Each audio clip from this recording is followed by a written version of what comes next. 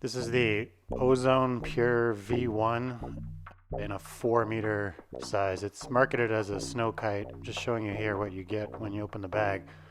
So there's a strap around the actual kite, and the bar is in its own plastic bag. This is an all-in-one. You get the bar with the kite.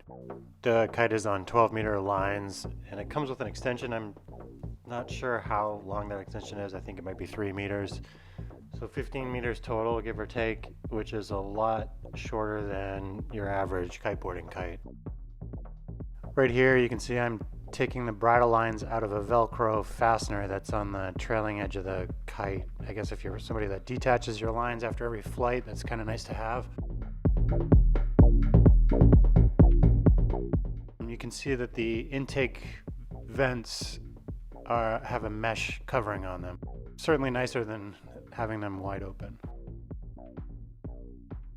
The bar has elasticized fasteners at the end to hold the lines, and there's the chicken loop. Everything's pretty straightforward here. There's a red brake line which pulls on both the left and the right brakes at the same time.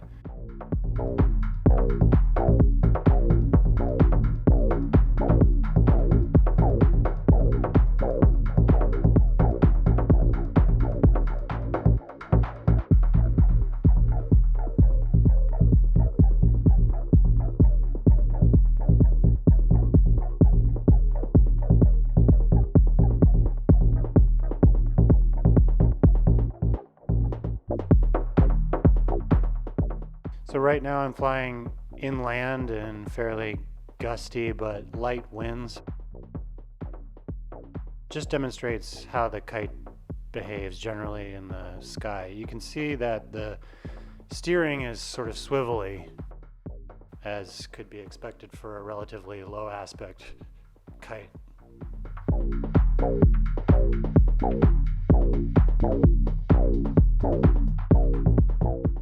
Here I'm going to pull the brake lines to self-land. I don't really know when this would be useful in the field when you're actually using it, but it's possible.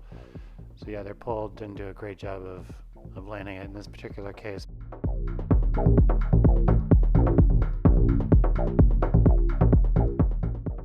Alright, we're at the beach and probably 14 or 15 miles an hour wind. I've sanded down the wingtip, and here I'm adding the line extensions. They are pretty idiot proof. You can really only attach the brake lines to the brake bridles.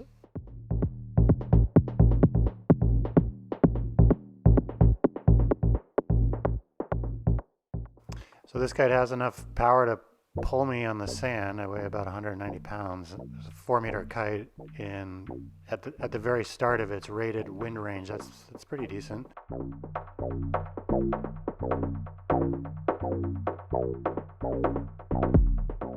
This is a D-Power foil. The bridles are attached to the kite in 3 rows. The second and third rows are on a pulley, so when you sheet the bar out, those 2 rows sheet out as well and change the angle of attack of the kite, reducing the power generated.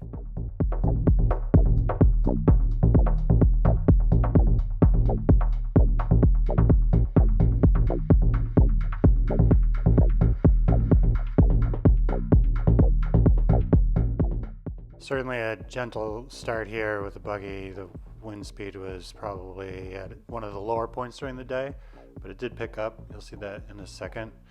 The kite really showed how it can operate under power. So yeah, that was starting from a dead stop, and it had enough power to slide the buggy sideways.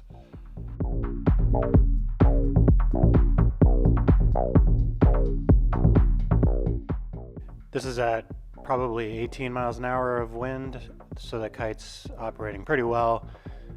Pretty much its full potential for the power that's needed for a buggy. I don't plan to use it for buggying except on very high wind days. I was thinking I would use it with ice skates, so I'd need much less wind.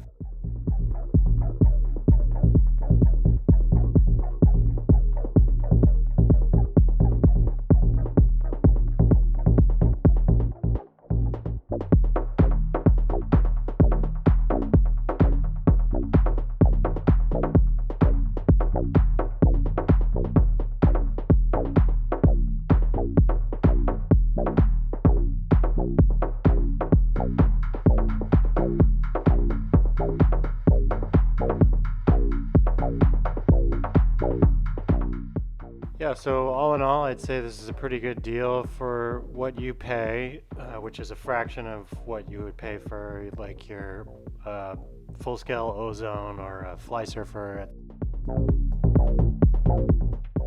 You get quite a lot of kite. It's on shorter lines, which are pretty cool. Probably pretty handy in rough conditions in the winter.